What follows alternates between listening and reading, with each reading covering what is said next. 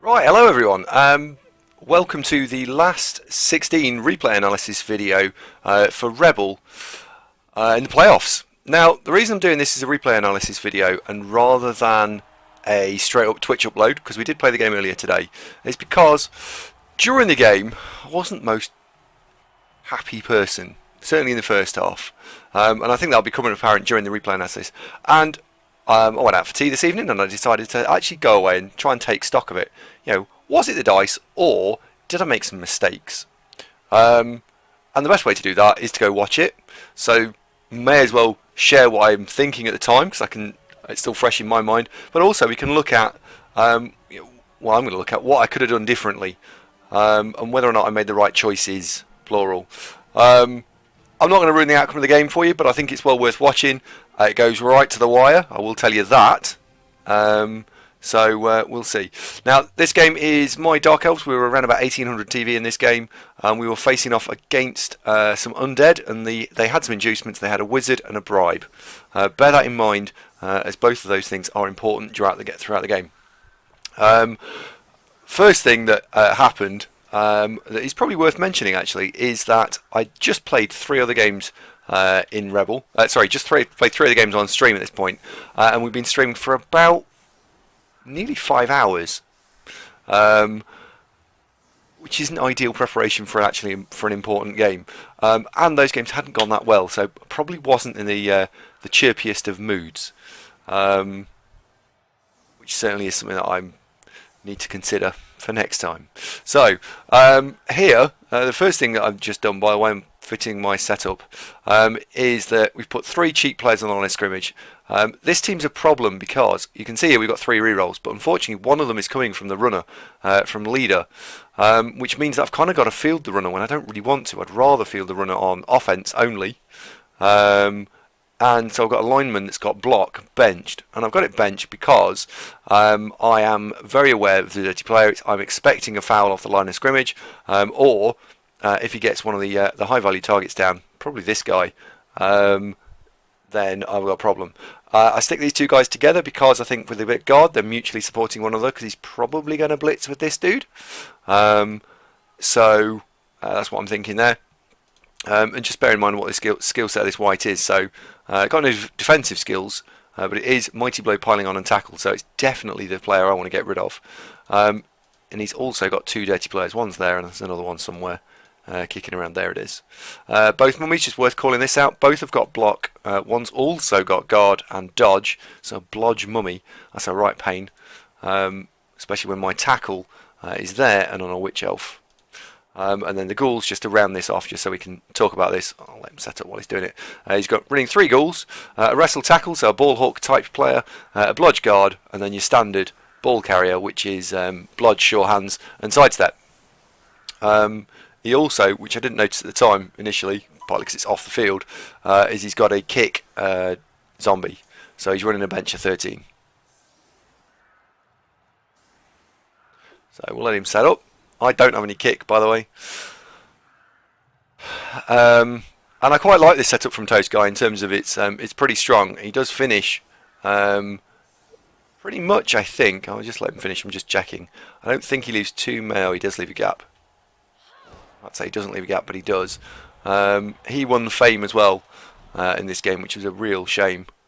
But there we have it. So just talking about this gap for a second. I know we've got the turn banner, which is annoying. So apologies for that. But if we'd have got a blitz kickoff result here, we could have stuck something in this square in front of the zombie, and then blitz through, probably with a witch elf, to make sure we clear it out. And then I could run players through, especially if the ball was in this sort of area. It would be attackable. Of course, if we get a blitz over here, this guy can run over. So I thought this guy was here. This would have been a much stronger setup, just putting the dirty player there, because it would have made our dodge draw on 3s rather than no dodges at all. But other than that, very strong, and respecting the fact we might roll a blitz. Deep kick, very good for me. It means that we can potentially go pressure the ball, but got to be very mindful of this dude.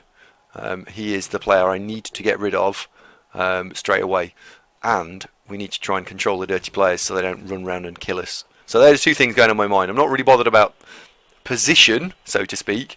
I'm bothered about not having a load of players chinned straight away. I don't want the snowball to happen where we just get flattened off the field. What I want to do is control that white, and I want to see if we can do something about the dirty players. So, as suspected, he comes in and he's going to come and blitz in this guy. Doesn't get the knockdown, so immediately I'm just going to pause this for a second. You can see where I've gone. I choose to go sidestep here. Why? Because it means that I can control the white and it isn't going to run away, and it's actually going to be then exposed to my mighty blow. And I've got a mighty blow witch elf, so I get 4 dice on this white potentially. So definitely go there. And I liked this move from him. I thought this was a very clever move. This is limiting my ability to come through on this guy. Ball's gone deep, and honestly, it might start my. He's done now, so I'm just going to pause this. At the start of this turn, I looked at this and went, "Do you know what? I'm quite pleased with this. I'm really pleased with this." And I am just going to use paint to just demonstrate what I'm looking to try and do, because it happened. People talked about it in the stream, and they didn't really. I didn't do it, so. Apologies for the spoiler, but I want to take this guy, and he's going to run through these squares here, and he's going to end up in this square here. I'm then going to take. I'll take a different colour. We'll take this guy. Oh dear! Come on. We'll take this guy, and he can run through these squares and end up in this square here. Which gives me a nice box shape. I wonder if a red colour may be appropriate now. So we'd have all these squares built and filled in, meaning that we can then, oh god, I'm running out of colours. That doesn't show up. Green won't show up on a background of green, will it? I can take the witch elf here, and I can run through these squares and blitz into this diagonal here, into this guy, pushing this guy here, and pushing him into this square here, who I can then use this guy on, and pushing him into this square here, way out of the way, and isolating him both with a diving tackle and probably another player after that as well. So that's the play in this turn. And that would instantly stop this dude from doing any nasty blitzing on me. I don't get to do a mighty blow hit on it, but I do get to isolate it out and move it. So I set up the players. Runner just comes forward because I need another assist, because I'm not cancelling this dude out. And we roll this, and I was genuinely devastated with that dice roll. That was a really bad dice roll, and I considered re-rolling that. But went, alright, okay, I won't. Don't be silly, I won't. But hopefully you guys can now see a little bit of what I was planning. This would be completely isolated, and for a couple of turns would really struggle. It would also leave this zombie high and dry, and I got a free surf potentially next turn. So, that's the plan. Send something forward just to threaten a little bit. We don't want this white doing anything nonsense based, so do that. And unfortunately, we then fail that dodge, and that dodge was a real shame. Dodge would have ended up here, and then I broke the other 2 line elves and just had them in a little loose screen here, but not to be. Not the end of the world. Still in a very strong position here, right? Still in a very strong position. And I still think that was the right play. So having watched it back, I think I wouldn't have changed that. What it has done is it's left this dude completely open to being hit by this mummy. And it's left this white to come over here. So maybe the reroll here wasn't required. Gets the knockdown on the runner. 50-50 whether he gets that. He gets it. He gets injured. That's a real shame. And he's missed next game. So now I'm playing with 2 rerolls for the whole game. So that reroll that I didn't use, just lost it anyway. 1 dice power on the blodger with sidestep. Goes there, gets knocked out. And I'm not going to lie, at this point, I was absolutely fuming. Because if this guy's not knocked out, in fact, he shouldn't even be knocked over. 4 times in 5, he's stood up. So he should be there. I can then do something with this by hitting here, pushing, and surfing the white. That white's gone at this point. Because it's 2 dice, because he's only got 1 assist. That's not got guard. Yeah, we can have a hit here, push, push here, push, push off the edge. Done. White's gone. With a beer stand, gone. Even if we get the knockdown, it's isolated because I've got the guard there. This guy can come in and I can sweep off and I can get rid of the zombie. So there's 2 opportunities there. It just had to not fall over. And it was a good example of even though sometimes people can get they can play well or whatever, you can get tilted, and I was absolutely furious. So this is why I want to look back at this, because I want to see if I make any mistakes after this point, like big mistakes, because I was quite cross. So tactic that I'm actually employing here is that I want to see if we can isolate this mummy out, because bearing in mind it's only movement 3. If we get the knockdown here, I was thinking initially about putting the diving tackle, sorry, this guy against the ball carrier, because that would then draw the blitz for the next turn. Unfortunately, what I should have done was taken this guy and put him up here and blitzed. But not thinking straight, moved the guy that I wanted to put against the ball carrier.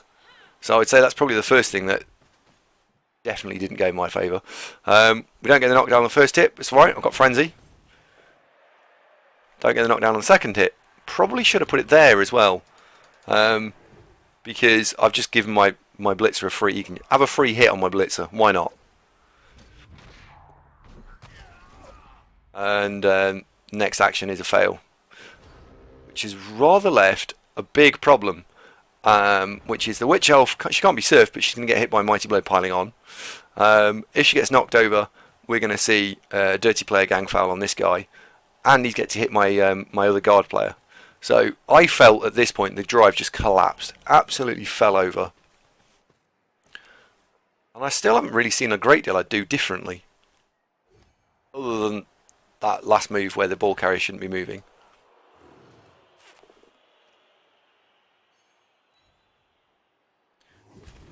God goes down, and Toast Guy does a. See what I mean about leaving the free hit? Shouldn't have left that free hit. So that was definitely a mistake. There's 2 mistakes there that I think if I could do something differently, I would redo. But he's doing an absolutely fantastic job of keeping the ball completely screened now, and I'm in a lot of trouble. I'm in a lot of trouble at this point. Thankfully, that's not a removal. I think that guy should have started basing the back of the cage, putting a bit of pressure on. Double skulls, why not? Just for a laugh. Yeah, and I think I'd like to see these 2 line elves come here and just something, put some pressure on this. Because if you don't start putting some pressure on it, he's just going to grind me down the field, and I'm going to be in a whole world of trouble. So what I'm trying to do here is screen off a little bit. I would like to have seen me go for some pressure, and as I said, I was absolutely furious. Yeah, that's better. I was about to say, if I finish there, that's weak as hell, because you can come through the centre. So, double 1, not ideal. Left the Witch Elf to be hit again by the Mighty Blow piling on.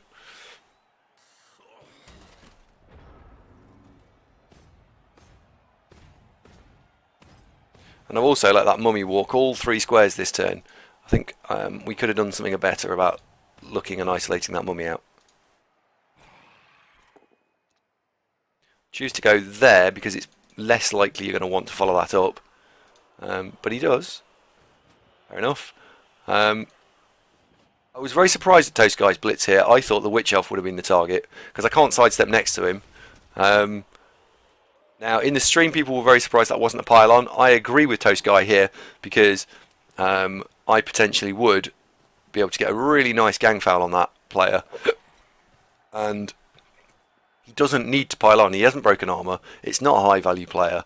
And I agree with his decision to not. I think that was the right play. And he's doing a great job of just keeping the ball nice and safe. It's completely locked up. I'm not going to get at that right now. Thankfully, again, another stun. So here was, well, if I'm not able to win the numbers war traditionally, how about we knock over a mummy? Because that knocks it out of the game. Because turn 5, sorry, his turn 5 it stands up. His turn 6, maybe it comes here. So it's on turn 7 before it's relevant again. That was the reason for that blitz. But what it has done, annoyingly, is because we haven't pushed this guy back, I've got a real problem with getting through. This was a massive misplay from me. I'm just going to pause that for a second. So this guy really should have come down here and stopped the forward advancement. It would have left him available to blitz this guy, and maybe on turn 5, maybe he'd have come across. But you can't do that because look at the hole I've got now. He can go this way, he can come this way, he can come around the side. He's ultimately going to stand probably in these squares here. That was horrendous. I mean, it was unlucky, but it was horrendous.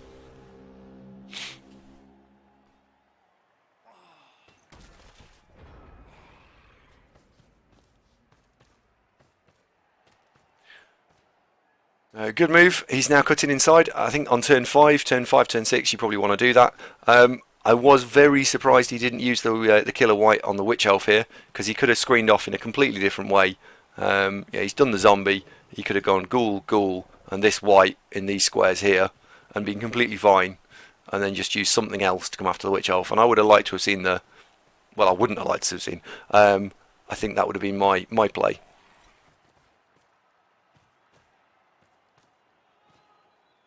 If you're going to do that, I think you need to blitz now. Foul now, because this guy is one of my better players, because he's the only other player with guard. I would like to have seen a foul. He needs to do that sort of now-ish. It wouldn't be a replay unless this video without a yawn. Oh dear. So that's my other guard off, and he's armor bust.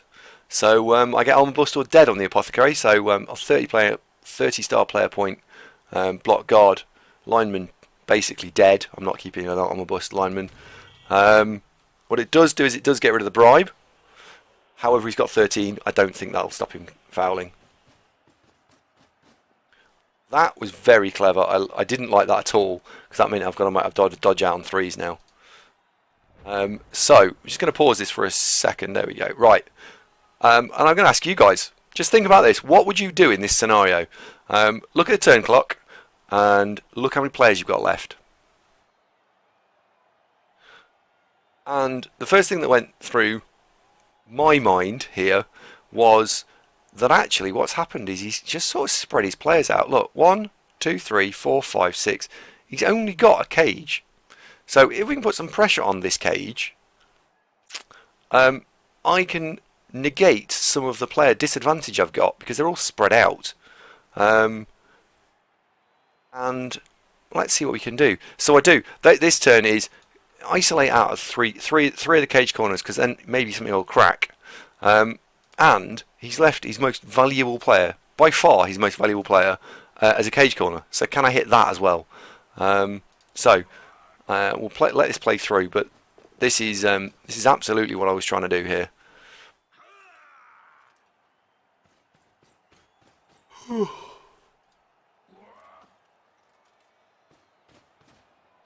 Trying to stack up a mighty blow hit for next turn. I think that was okay, because it's isolating and double isolate. Yeah, trying to isolate all the cage corners. So and I've decided I've got to make these 3+ dice rolls. Luckily for me, I'll make them, and we get the knockdown. And most importantly of all, we've seen an arm break. So this is looking all of a sudden not awful. Not awful. But he knocks down the unskilled Lino. Yeah, right, whatever.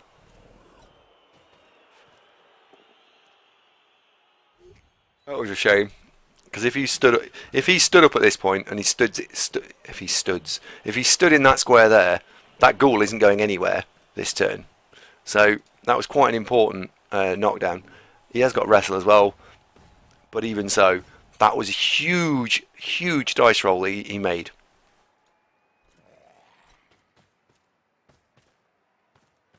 And again, he's managed to make himself a nice caged corner.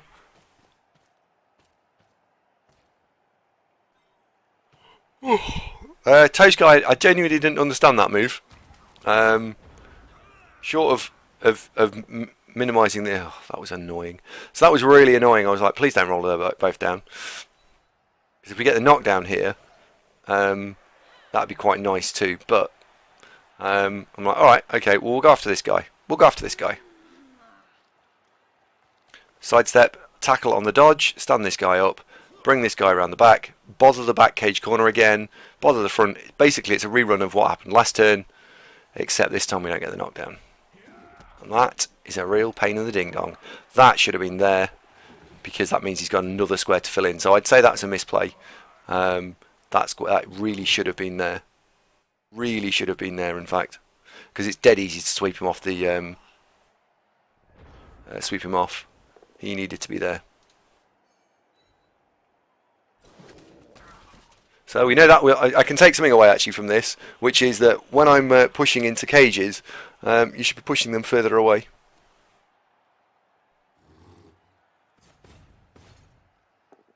Because this was... Thanks very much for that game. Yeah, see?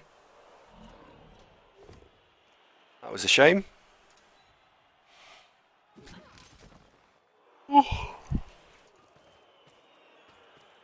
And he's looking pretty strong at this point now. And we're out of rerolls.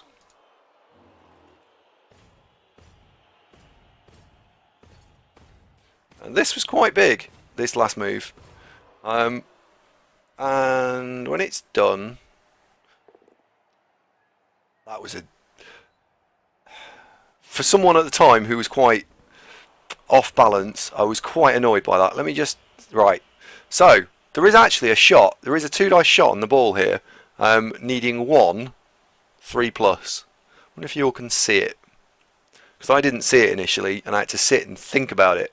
Because I was convinced there was a way in, I just couldn't see where it was.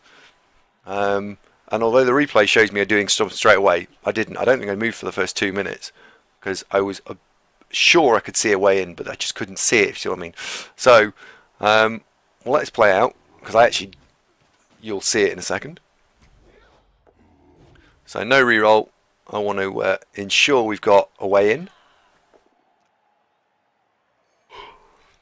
So, clear off.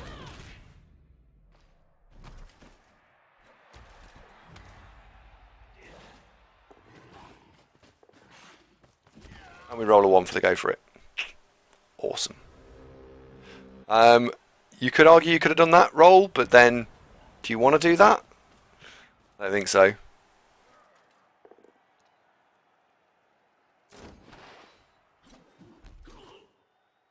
That was gambly because I went there and said, well, that'll lock the ghoul in place and that'll also lock the mummy in place. So if he doesn't get a knockdown here, he isn't going to score. So let's just pause that for a second. Big statement that. If he doesn't get a knockdown here, he isn't going to score. So leave this guy stood up in your own mind for a second. Ghoul can't move. Diving tackle gets hit by mummy. Stands there. He's got to clear this off. And this guy can then stand there. And I've got a player here, here, here, and here. How is that going to get through now?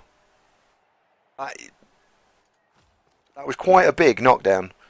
That wasn't quite a big knockdown. Bloody huge. That made me smile. And I thought, oh, maybe we're in. Maybe we're in. Random line elf just chinned. Poor Robbo.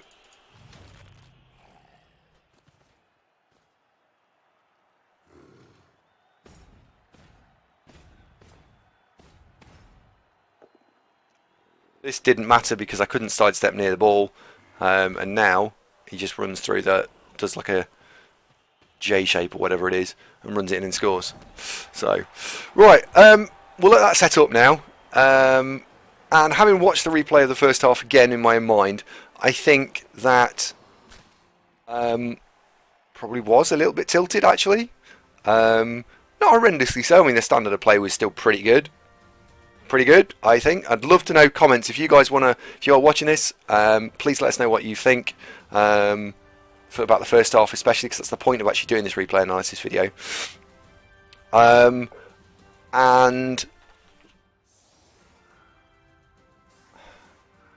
I was quite dismayed by some of the dice rolls that flew up there, certainly in the first half. So.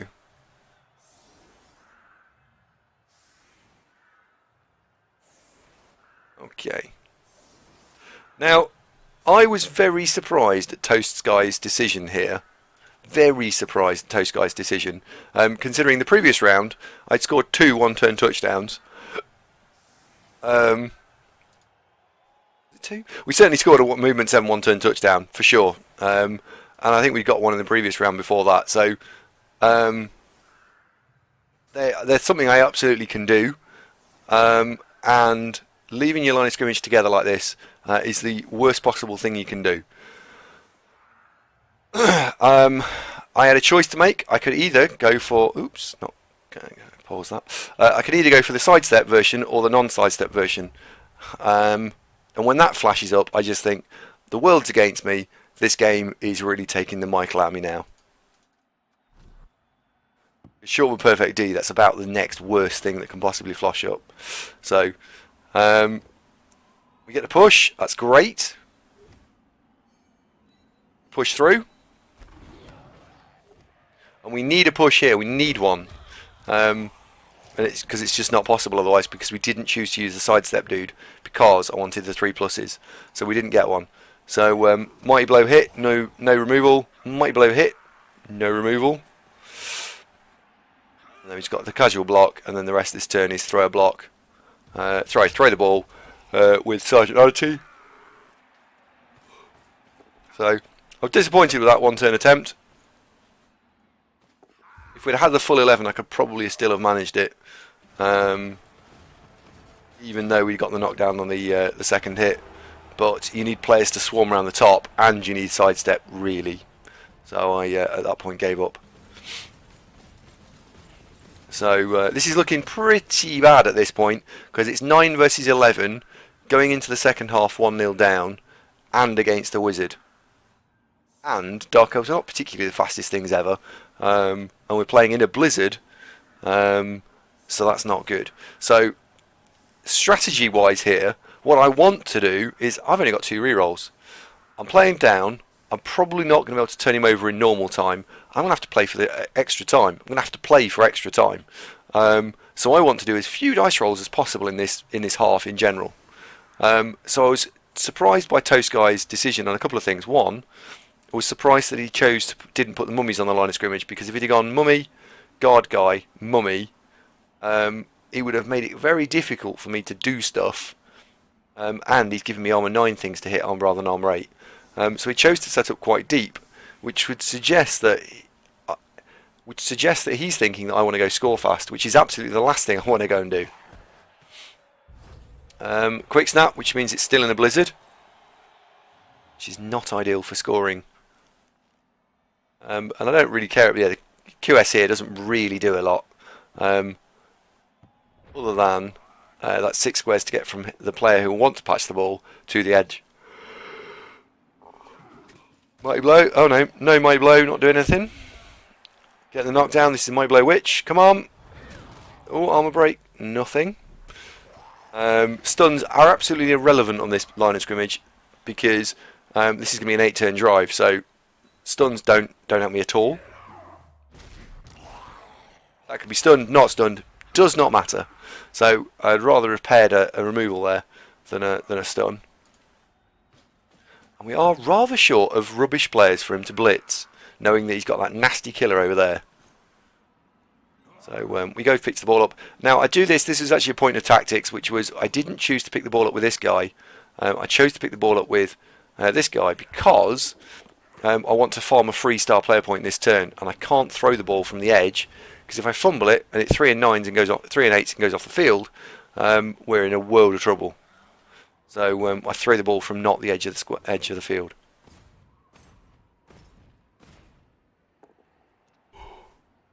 Delighted to see a Mighty Blow hit on armor 8 not doing anything, and I'm more delighted to see that it wasn't with his killer. He's doing a very good job of leaving me nothing really valuable to blitz. I don't really want to hit the armor 9 mummies. They've also got blocks, so they're not like normal mummies where they're a bit victimy. So the only player I'm really going to be able to blitz this turn is the zombie. However, what I do like is the fact that there was no pressure applied to me at all last turn. So that was one of my 8 turns. Tick, don't need to do anything. So I'm like, oh, I wonder if we can get away with this again next turn. There we go. No pressure. Throw the ball then, please. Well done, Sarge. Give it back to him. Throw it again next turn. Awesome. Don't do anything. So that's 2 of my 8 turns wasted. Wasted. Awesome. Nothing happening there. And so I'm expecting full base at this point. That's what I was sort of expecting. Was big full base.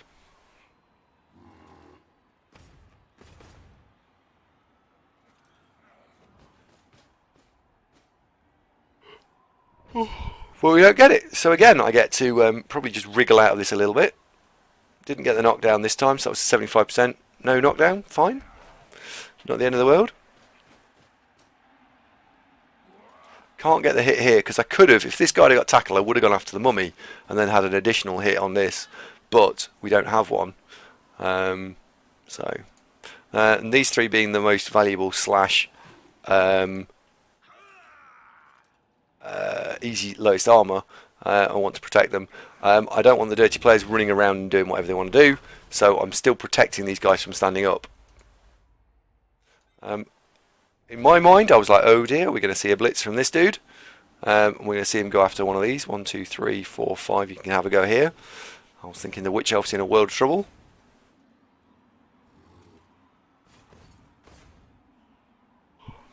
Splitting the mummies up. Interesting. So, it's taken him 3 turns, but now he's got his dirty players back.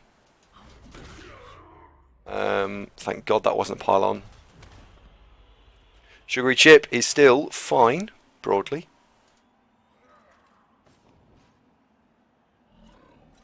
Where's the ball? It's all the way over there. So, Operation Stall Like a Mofo is still in full effect. Don't want to do anything. No pressure on the ball. This is fine. So I can waste my fourth turn of this drive just by doing nothing. Just snipe something. Don't care. Just whatever. We do get a casualty, which is nice. This guy really needs to get 76 and get tackle. So that's nice. That's 2 points on him.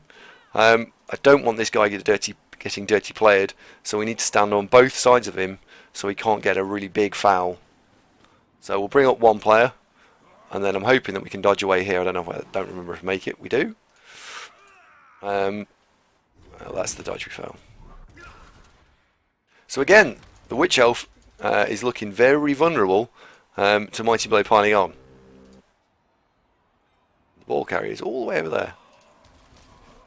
But we've managed to waste 4 turns. We've taken an 8-turn drive and halved it. So very pleased about that. Very pleased.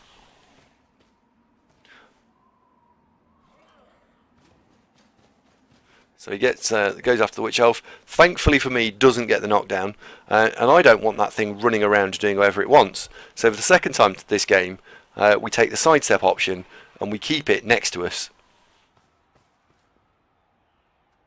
Knowing that we've got a Mighty Blow here. We could Mighty Blow an armor 8 thing and it could go off the field, couldn't it? It's happened to us a fair few times. Right, this turn 13 and 14 are all about setting up turn 15. And turn 15/16 are where we've got to be able to score relatively reliably, and I need to be able to either switch on him or be able to push really hard down one flank.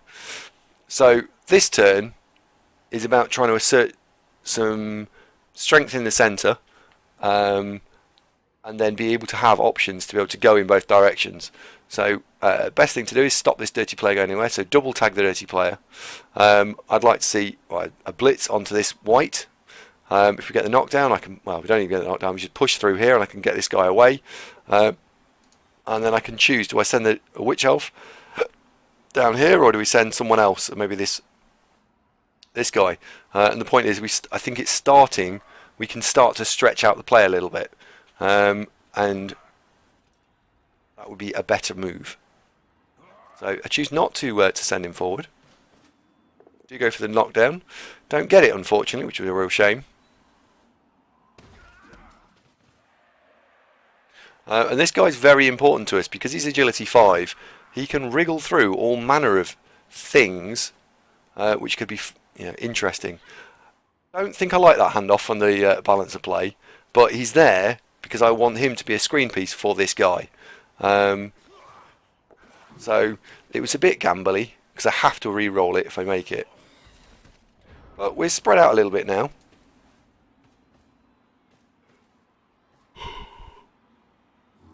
And Toast Guy is he's having to respect the spread. That was annoying. I liked that because it meant that this guy can't be stood here, which is where I want to be stood. So it was a good move from the mummy.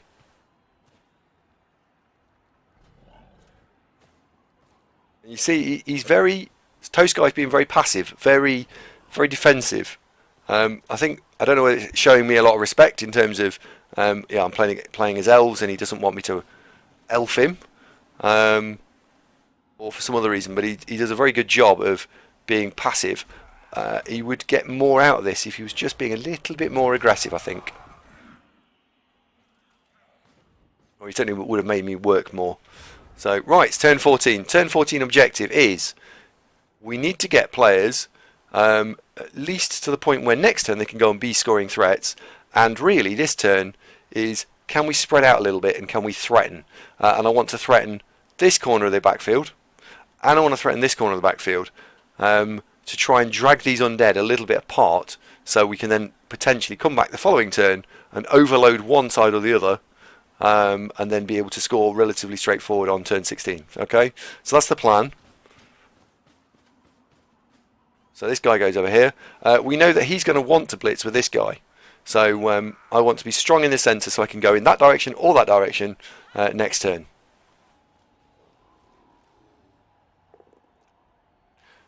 I would have massively rather seen I would have liked to have seen a power of stumbles there, but we'll maintain a bit of strength in the centre, and we'll bring this guy forward a little bit. I think I'm showing a bit too much respect to this guy. Then we can dodge this one forward. So that's showing us that we can now go. We've got players all nice and spread out, and we can bring the ball forward a bit. And the idea of bringing the ball forward a bit is to go and threaten to go over there if not enough defence is put in. I thought we might see a couple of players, one here and one here, to try and isolate this out. I'd like to have seen the sidestep, because then that's just 2 players for 1, and you can forget about it.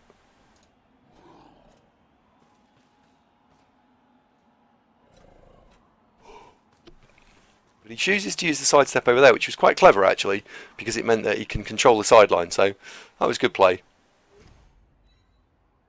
I want to make sure that he has to follow up, and I also want to make sure that if he doesn't follow up, I can dodge away and do whatever I want. So that's the choice of that sidestep square. So now, turn 15, the big turn. The turn that is basically what I've been setting the entire half up for, which is this turn, objective, being at least 3 scoring per threats. Really, you want to have 4. And the reason you want to have 4 is because you can blitz 1. He could then, if you only got 3, blitz 1, lightning bolt 1, you've now only got 1 to deal with. If you've got 4, at least you've got 2 to deal with, which splits your resource. And you've had to split it again to go and blitz something. So we need to have 4 scoring threats. So that's one. Oh, it's not a great scoring threat. It is there. I'm hoping that we can get a cheeky pow on this, or certainly just move it out of the way. So no pow there. Both down, so it doesn't go anywhere. Fine.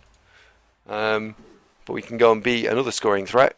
And the idea is that, yes, I'm tagging it for him, but he's got to do something with it.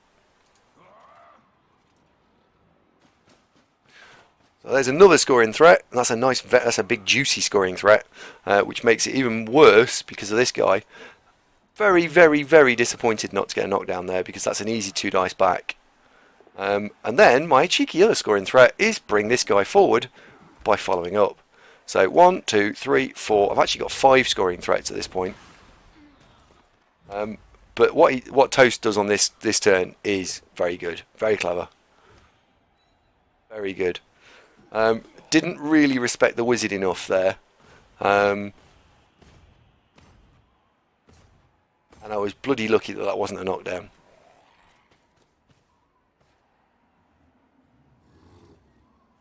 Makes the squares that I always talk about. So he's going to be able to get away from diving tackle, which was the thing I'm thinking, haha, I'll be fine. But no, he just ignores the diving tackle.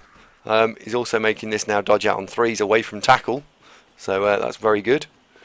And he doesn't get the ball initially, but he does make it on the pickup, on the reroll. So now I'm thinking, oh dear. Oh dear. And he's also a bit unlucky that that is a knockdown. Because if he makes this go for it, he actually paths out to about here, I think. And if he makes that pathing, I'm done. So, right. Is everyone ready for some elf? Operation Elf. So 3+ without a reroll. Yeah, no problem. Don't get the knockdown. Now get the knockdown. So I haven't got a reroll to dodge away from tackle on the 3+ now. So we get the 55% on the second attempt. For you eagle-eyed viewers, you will see that that is a bloody long way. So we don't get the knockdown there, or just the push. So that's 3+, 2+, 6, 6, 6. Do what the hell you like, Andy. Just whatever. This is a 3+ throw into a 3+ catch. No reroll. Which we don't make, I'm out, by the way. Dodge out on a 2, no reroll. Catch on a 2, no reroll. Dodge out on a 2, dodge. Oh, there's the 1, and we score. Chance of that happening, I don't know, elf BS really. And I feel bad for Toast Guy there because while I still think I had a sucky first half. He didn't deserve that. That was naughty. But there's a 1 turn to come and potentially overtime. So I've managed to pull something out of my arse that I shouldn't have. We've got 1 reroll to his 2. We'll just skip through the setup. So I choose to go for the split line of scrimmage. We'll skip through his setup as well. And he's not choosing to go for the 1 turn, so we'll just sort of skip past this because there's not a lot to watch. He survives, he throws the ball, it doesn't work, we're into overtime. Now overtime, if he receives, it's 11 versus 9, and he's got 8 turns to go grind down the field and score. I think he wins.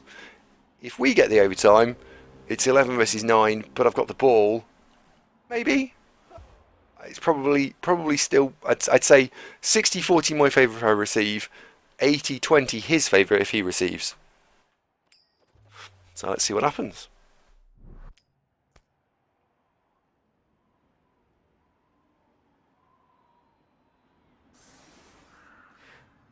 I'm receiving. So we'll let him set up.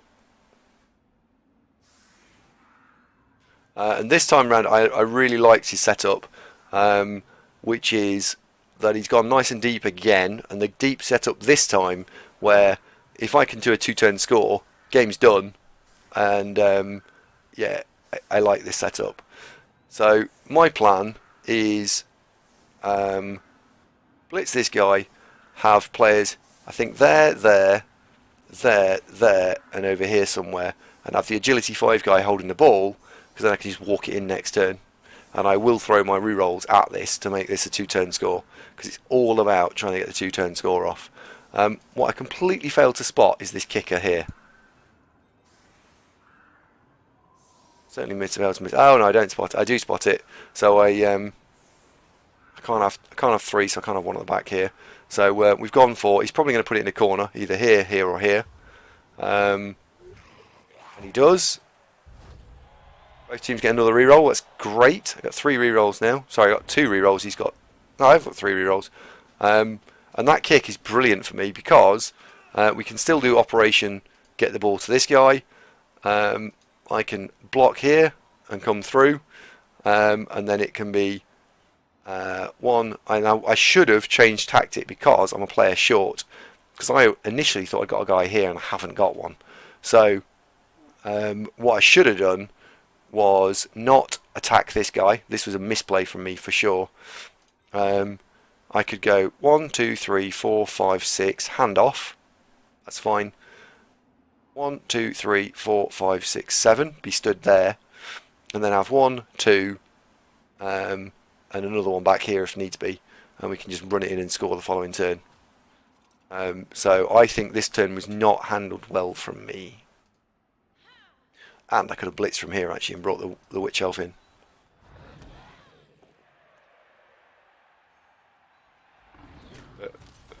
I've been streaming for 6 hours at this point, so hopefully you guys can forgive me for making a bit of a meal of this.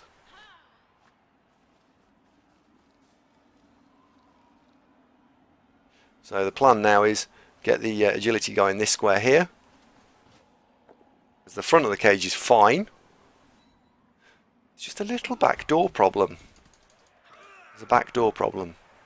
And what I don't account for is what happens if I roll a 1 anywhere along this string? He hasn't got dodge. There's your 1. So this guy should be going and standing over here, and then this guy can stand here. And if I make this, I'm probably win the game. The problem is I've rolled a 1. So I chicken out and I back off. I do make the dice, and he stands in the square I would have stood in anyway. So the agility 5 would be stood there holding the ball, but he doesn't.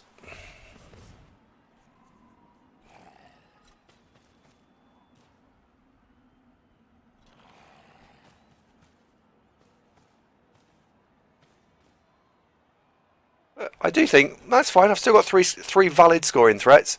This is all right. He's going to have to put a lot of resource into going after the 3 valid scoring threats. So let's see what happens. That was brilliant, by the way. I loved that because it puts tackle on all 3 of my players. Really didn't like that. I didn't like it at the time. I thought that was really good. Now he is starting to run out of players over here. He's going to take another one over here, maybe.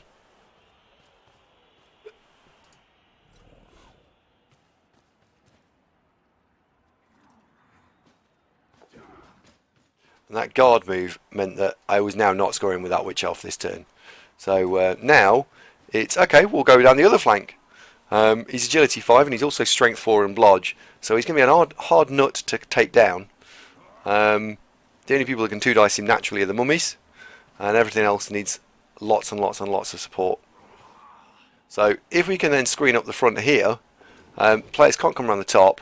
Next turn we can probably run through and the game's done. So let's see if we can then start tagging players out. So diving tackle on a ghoul.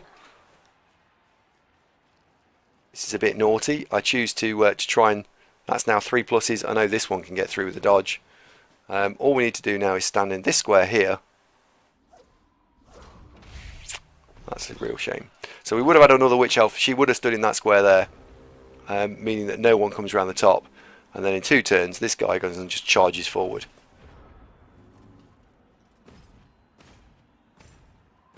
Toast Guy's wise to this problem and tries to take out and cut off my easy rise forward. You can probably do it with this tackle guy because I've not done anything about his Mighty Blade piling on tackle. Comes in, doesn't get me down on the first hit, doesn't get me down on the second hit. Thank my lucky stars that is the case. That was a massive dice roll to go in my favour. The knockdown there is my guard stood there, and he's got players in front of me here, and then I've got to go back. I've got to loop back round again. So that was massive. And I think he ponders hitting my diving tackle for a while, but doesn't. Chooses not to. So, right. Quick pause.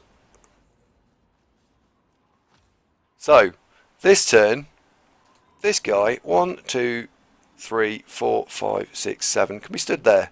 If we put a tackle onto his tackle, we can then skip through on agility 2 through, sorry, agility 5 through here on 2+, 2+, and then I can throw the ball, be in the end zone, game over. So can we make a series of 2+ rolls, all with built-in re-rolls, apart from the pass and throw? Sorry, the throw and the catch. So we good there. He's got sidestep so he can't get surfed. Make the dodge.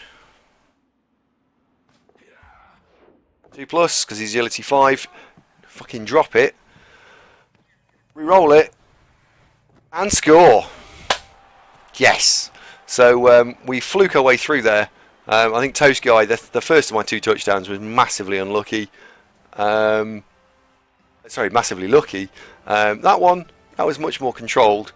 It shows me I was in control of that offense. The first one was a bit of a scramble.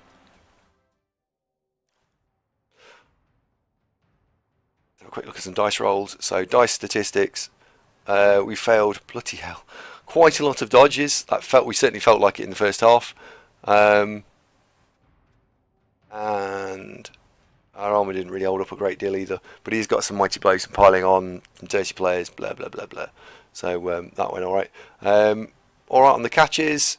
I made go for it in that game. Let's have a look how many go for it's he made.